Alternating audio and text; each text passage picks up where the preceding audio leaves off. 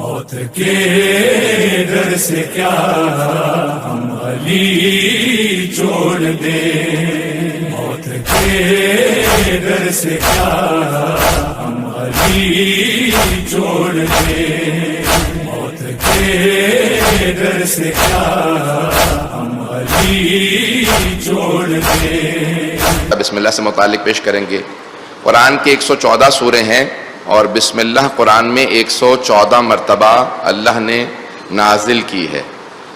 سورہ توبہ کا جز نہیں ہے، اس کی ابتدا میں نہیں ہے، تو 113 سوروں کی تو پہلی آیت بسم اللہ الرحمن الرحیم ہے، اور سورہ نمل میں 2 مرتبہ نازل ہوئی ہے، ایک بالکل ابتدا میں اور دوسرے جب ہدہد جناب سلیمان کا خط لے کے جاتا ہے تو وہ خط سناتا ہے تو فوراً کہتا ہے ہدہد، قرآن نے اس کو الفاظ کو وہاں پہ لکھا انہو من سلیمان انہو بسم اللہ الرحمن الرحیم، کہ یہ خط سلیمان کی طرف سے ہے اور اس کا مضمون بسم اللہ سے شروع ہوتا ہے۔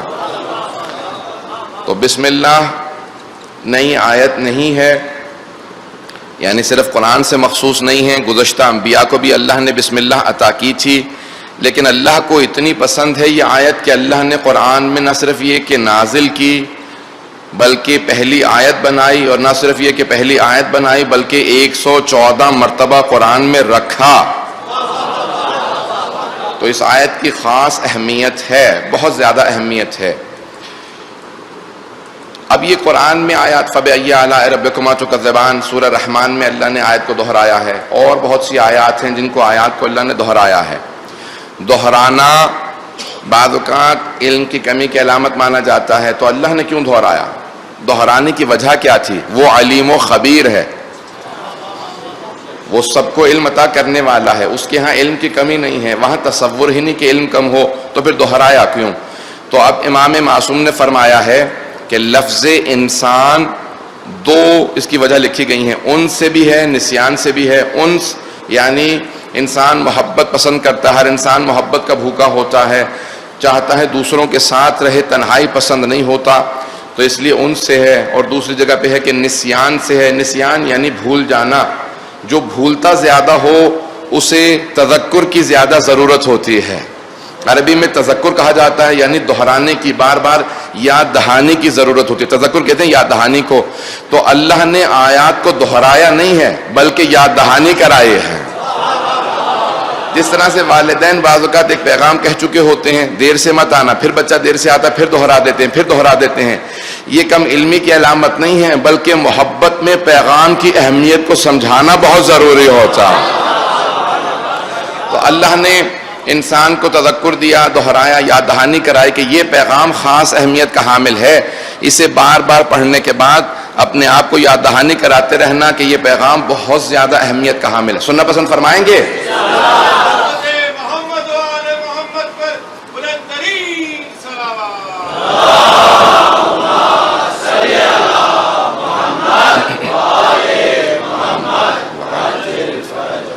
تو بسم اللہ الرحمن الرحیم بہت زیادہ اہمیت کی۔ اب یہاں پہ اس کی فضائل سے متعلق کچھ آپ کی خدمت میں احادیث کو پیش کروں گا، اور اس کے بعد پھر اس کی تفسیر کو پیش کروں گا۔ تمہیداً چند جملے اس کی فضائل سے متعلق سن لیجئے کہ جب جناب یوسف کو بازار مصر میں لے جایا گیا، پہلی مرتبہ تو بخس سے دراہمہ یعنی چند درہموں پہ جناب یوسف کو، اس وقت بچے تھے، غلام کے طور پہ بیچ دیا گیا تاکہ ان سے خدمت لی جائے، گھروں میں کام کریں گے، اور جناب یوسف کو ایک آدمی نے غلام کے طور پہ فروخت کر دیا جس نے کنویں سے نکالا تھا۔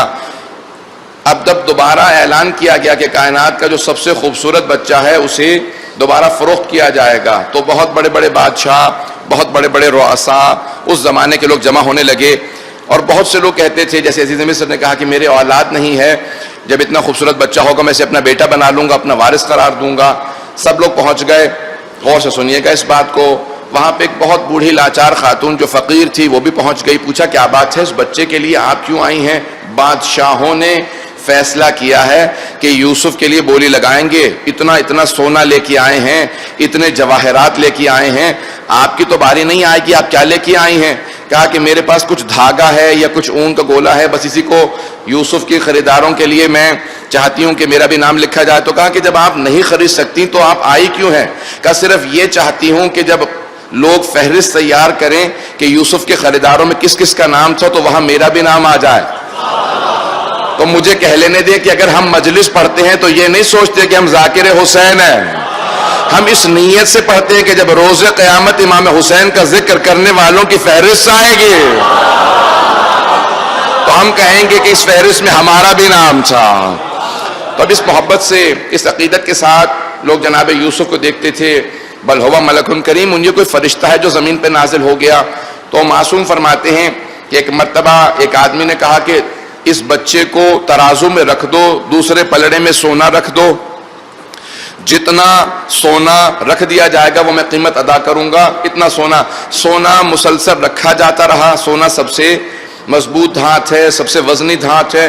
کہا اتنا سا بچہ ہے، اتنا سونا لد دیا گیا، کیسے ہو سکتا ہے کہ اس بچے کا وزن پھر بھی زیادہ ہے؟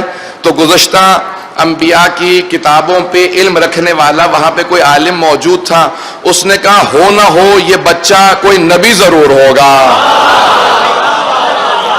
یہ معصوم معلوم ہوتا ہے. انبیاء معصومین کا کوئی بھی شے ہم پلہ نہیں ہو سکتے. جتنا سونا رکھ دیا جائے، جواہرات رکھ دیے جائیں، اس کا ہم پلہ نہیں بن سکتی. یہ کوئی معصوم ہے، کوئی نبی ہے. عزیزان گرامی، اگر ایک چھوٹے نبی کا ہم پلہ اتنا سونا نہیں بن سکتا تو آخری نبی یا ان کے کسی وصی کا ہم پلہ کوئی اور کیسے بن سکتا؟ اب ایک مرتبہ اس نے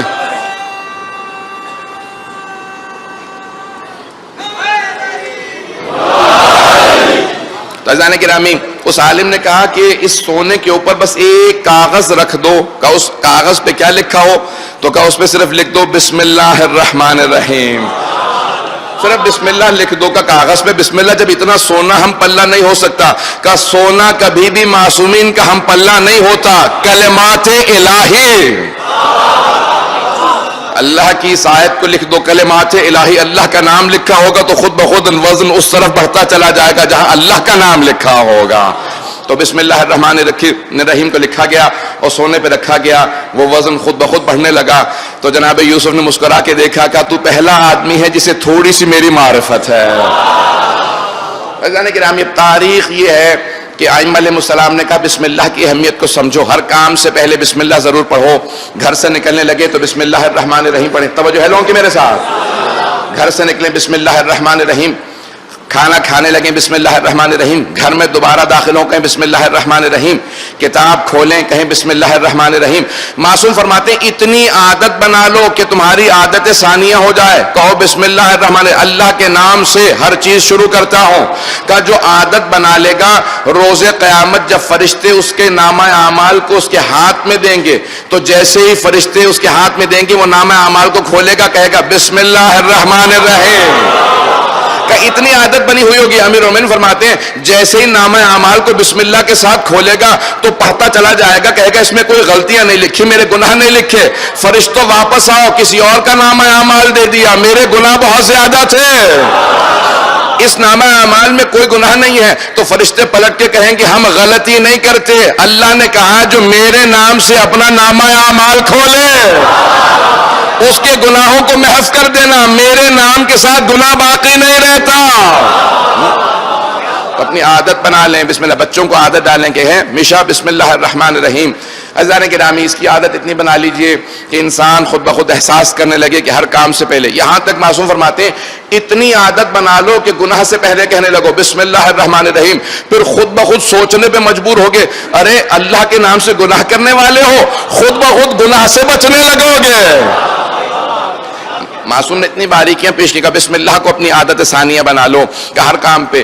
بادشاہ روم نے، توجہ ہے لوگوں کی میرے ساتھ، بادشاہ روم نے امیر المومنین کو خط لکھا. میں نے اس دن ایک حصہ پیش کیا تھا، اس کا دوسرا سن لیجئے سوال. اس نے کہا کہ میرے سر میں ایک شدید درد رہتا ہے، میں بڑے بڑے اطباء سے، طبیبوں سے، ڈاکٹروں سے علاج کرا چکا ہوں. معالج کہتے ہیں تیرا مرض لا علاج ہے، تیرے دماغ کا علاج نہیں ہو سکتا، سر کا درد کبھی ختم نہیں ہوگا. مجھے کسی نے بتایا ہے کہ آپ مظہر العجائب ہیں،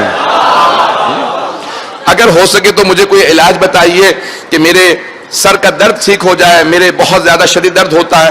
تو مولا نے کہا کہ جب بھی درد ہونا تو میری یہ جو میں نے اپنے ہاتھ سے بنا کے تمہارے لیے کلہ بھیجا ہے ایک ٹوپی بھیجی ہے، اپنا تاج اتار کے ہمیشہ یہ ٹوپی پہن لیا کرنا، تمہارے سر کا درد ٹھیک ہو جائے گا۔ اب ایک مرتبہ لوگوں نے کہا کہ مولا اس میں کیا ہے؟ مولا نے کہا یا میں جانتا ہوں یا میرا پروردگار جانتا ہے، تمہارے لیے نہیں، اس میں ایک راز ہے۔ مولا نے وہ بھیج دیا اس کے لیے کھلا۔ تو بادشاہ کہتا تھا جب بھی شدید درد ہوتا تھا، میگرین کہتے ہیں آج کی زبان میں، تو کہا میں فوراً تاج اتار کے پہنتا، فوراً ٹھیک ہو جاتا۔ کئی مہینے گزر گئے، 1-2 برس گزر گئے۔ اس نے کہا تعجب ہے، اتنے بڑے بڑے طبیبوں کو دکھا دیا، اب ٹوپی بھی دیتا ہوں، کہتے ہیں دیکھتے ہیں کا کچھ بھی نہیں ہے، عام سی ٹوپی ہے، بلکہ سادہ سا دھاگا ہے، مہنگا دھاگا بھی نہیں ہے اس کا۔ تو انہوں نے کہا کہ کھول کے دیکھو۔ انہوں نے کھولنا شروع کیا، پورے اس ٹوپی کو کھولا، دھاگے کو، سارے کے سارے دھاگے کو توڑا، دیکھا کہ اس کے اندر ایک چھوٹی سی پرچی تھی جس پہ لکھا تھا بسم اللہ الرحمن الرحیم۔ تو کہا کہ کیسے ہو سکتا ہے اس آیت سے؟ مولا نے کہا اگر تمہیں معرفت ہوتی تو یہ ساری بیماریوں کا علاج اس بسم اللہ سے نکال لیتے۔ اور عزیزان گرامی مجھے ایک اور جملہ کہہ لینے دیں کہ بسم اللہ میں سارے علاج ہیں اگر ہمیں احساس ہو، اور خصوصاً اگر بائیں بسم اللہ کا نقطہ بسم اللہ لکھ کے دے دے تو ہر مرض کا علاج ہو جاتا ہے۔ آج بسم اللہ موجود ہے لیکن علی کا قلم موجود نہیں ہے، وہ زبان امیر المومنین علیہ الصلوۃ والسلام موجود نہیں ہے۔ پڑھنے والے بہت ہیں، صرف ایک سادہ سا اشارہ کروں گا خاص طور سے نوجوانوں کے لیے۔ بغداد میں بہت بڑے عالم تھے، درس دے رہے تھے، تو وہاں پہ ایک چرواہا ان کے درس میں بیٹھا ہوا تھا، تو وہ پڑھ رہے تھے کہ ہمارے پاس بسم اللہ جیسی آیت موجود ہے، آپ لوگ اگر چاہیں تو بسم اللہ پڑھ کے دریا کو پار کر سکتے ہیں، ڈوبیں گے نہیں۔ تو اس چرواہے کے پاس بہت سی بکریاں تھیں، بولے بغداد کے اس پار رہا کرتا تھا، سوچتا تھا کہ میں اتنی دور سے آتا ہوں کشتی لے کے، تو آئندہ کشتی کی ضرورت ہی نہیں ہے، بسم اللہ پڑھ کے سفر کر لیا کروں گا۔ اگر توجہ ہو لوگوں کی میرے ساتھ، یہ جو کشتی لیتا ہوں آئندہ مجھے ضرورت ہی نہیں ہے، بسم اللہ پڑھوں گا۔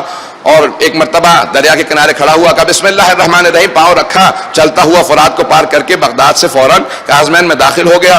اب کئی دن تک نماز کے لیے اسی طرح سے آتا رہا، اور فوراً اپنے ذہن میں سوچنے لگا کہ جس عالم کی وجہ سے میرا اتنا خرچہ بچ گیا ہے، ایک مرتبہ انہیں گھر پہ دعوت تو کروں، اگر پہنچ جائیں، ایک مرتبہ گھر پہ دعوت تو کروں، وہ میرے گھر پہ آئیں، کھانا کھائیں، جنہوں نے میرا اتنا خرچہ بچا دیا بسم اللہ کی وجہ سے، اتنا بڑا مجھے معجزہ عطا کر دیا۔ کہا مولانا میرے گھر پہ تشریف لائیے گا، آپ کا کھانا ہے۔ کہا چلو چلتے ہیں۔ جیسے دریا کے کنارے پہنچے، کہا مولانا رک کیوں گئے؟ چلیے۔ کہا کشتی کہاں ہے؟ کہا کشتی کہاں ہے؟ کہا مولانا آپ کو دعوت میں نے اس لیے دی ہے کہ آپ کی بتائی ہوئی بسم اللہ کی وجہ سے میں دریا کو پار کر لیتا ہوں بغیر کشتی کے، ذرا کر کے دکھاؤ۔ اس نے بسم اللہ پڑھی اور گزر گیا۔ کہا مولانا اب آپ کی باری۔ گھبراتے ہوئے، ہاتھ پاؤں کانپتے ہوئے، ان کا بسم اللہ، پاؤں رکھا اور سیدھے اندر۔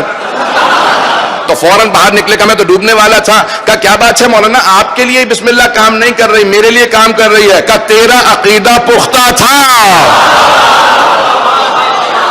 تیرا عقیدہ پختہ تھا، تجھے یقین تھا۔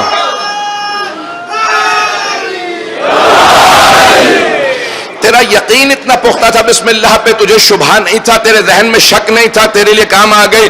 میں زیادہ پڑھ گیا ہوں، ذہن میں شبہات آنے لگے ہیں، اتنا نہ پڑھ جائیں کہ قرآن یا حجت پہ شک آنے لگے۔ کبھی ذہن میں شک نہ آنے دیں، جب شک آتا ہے تو بہت سی چیزیں انسان محروم ہو جاتا ہے۔ تو انہوں نے فوراً کہا کہ میں توبہ کرتا ہوں کہ بعض اوقات دوسروں کو پڑھانے کے باوجود انسان خود محروم رہ جاتا ہے۔ عزیزان گرامی، بسم اللہ میں بے انتہا اعجاز ہیں۔ شیخ مرتضیٰ انصاری کے پاس ان کا ایک شاگرد آیا اور اس نے کہا کہ میں بہت زیادہ پریشان ہوں، مجھے کچھ دیجئے۔ کہا یہ ہمیشہ اپنے جیب میں رکھ لینا، اس کے اندر میں نے ایک تعویذ دے دیا ہے، ہمیشہ ہر مسئلہ حل ہو جائے گا، پریشانی دور۔ اس نے جیب میں رکھا، کہا آقا سارے واقعی پریشانیاں دور ہو گئی ہیں؟ کہا بس کھول کے مت دیکھنا۔ اس نے ایک دن نکالا، کاغذ لکھا تھا بسم اللہ الرحمن الرحیم۔ کہا رہے یہ وہی بسم اللہ جو میں دن میں 100 مرتبہ پڑھتا ہوں، 100 مرتبہ پڑھتا ہوں، یہ وہی بسم اللہ، اور کچھ لکھا ہی نہیں ہے تعویذ میں۔ پتہ نہیں کیا سوچ رہا تھا، مرجع تقلید نے کیا لکھ کے دیا ہوگا۔ اب دوبارہ پریشان ہونے لگا، پھر آقا کے پاس گیا، کہا آقا بہت پریشان ہوں۔ کہا میرا تعویذ کام نہیں آ رہا؟ کہا نہیں وہ تو صرف بسم اللہ تھی۔ کہا اب بالکل بھی کام نہیں آئے گی، جسے حقیر سمجھو وہ کام نہیں آتا، عظمت کے قائل ہوگے۔ جب عظمت کے قائل ہو جاؤ گے تو خود بخود چیزیں کام آنے لگے گی۔ کہا تجھے بسم اللہ کی قدر نہیں ہے۔ صرف ایک واقعے کی طرف اشارہ کروں گا۔ شیخ مرتضیٰ انصاری بہت بڑا نام ہے، 150 سال پہلے ان کا انتقال ہوا۔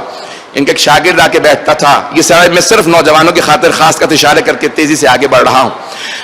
جب ان کا شاگرد درس میں آنے لگا، ایران سے آیا تھا، کہ میں بڑی امیدیں لے کے آیا تھا شیخ مرتضی انصاری سے پڑھوں گا، لیکن جب سے آیا ہوں کچھ سمجھ ہی نہیں آ رہا کیا پڑھا رہے ہیں. تو اس نے اپنے آپ کو جا کے حرم امیر المؤمنین میں باندھ دیا.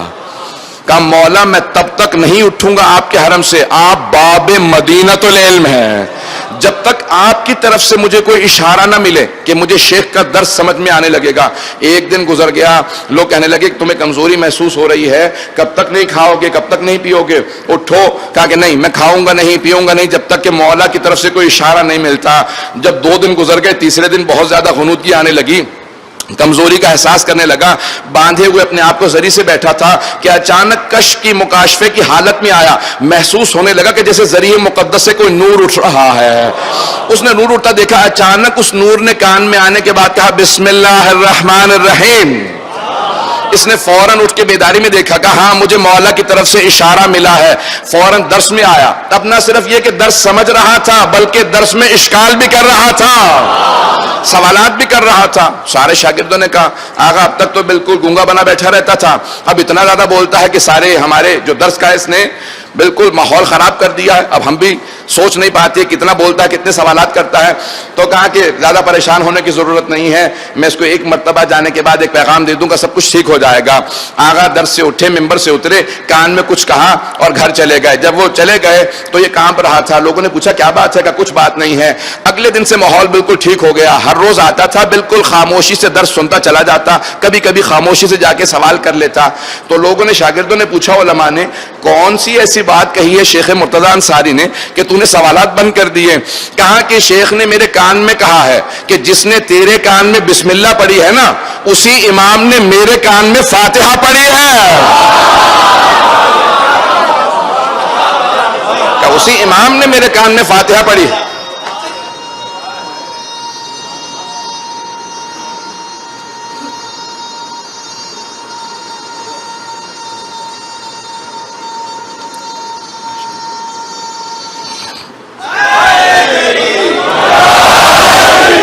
توجہ ہے سب لوگوں کی میرے ساتھ؟ یہ میں نے ساری تمہید اللہ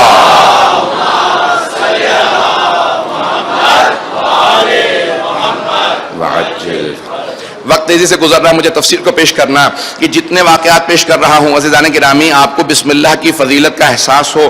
جب شاگردوں نے کہا نا کہ تمہیں کیوں، کس بات پہ تعجب ہے، اتنا پریشان کیوں ہو؟ کہا تعجب مجھے اس بات پہ نہیں ہے کہ امیر المؤمنین نے شیخ مرتضی انصاری کے کان میں فاتحہ پڑھی ہے، اس پہ مجھے کوئی تعجب نہیں ہے. جب میں شاگرد ہوں، میرے کان میں بسم اللہ پڑھی ہے، تو وہ تو استاد ہے، فاتحہ پڑھی ہوگی، مجھے اس پہ تعجب نہیں ہے. تعجب مجھے اس بات پہ ہے یہ واقعہ میں نے کسی کو سنایا نہیں ہے. یہ شیخ کو کیسے پتا کہ مولا نے میرے کان میں کیا پڑھا؟